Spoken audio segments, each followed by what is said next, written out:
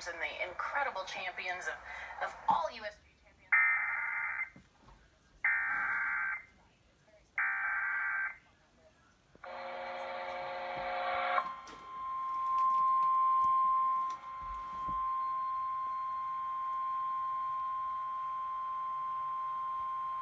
Issued at 2:07 p.m. Pacific Daylight Time. The National Weather Service in Spokane has issued a flash flood warning for the Bedrock Burn Scar in northeastern Nez County in north central Idaho until 5 p.m. Pacific Daylight Time.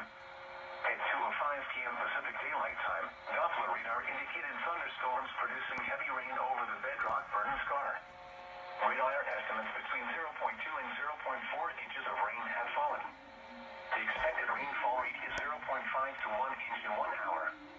Flash flooding is ongoing or expected to begin shortly. Hazard: flash flooding caused by thunderstorms in and around the Bedrock Burn Scar. Source: radar.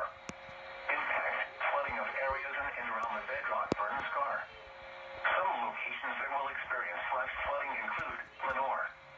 Repeating, a flash flood warning has been issued until 5 p.m. Pacific Daylight Time for the following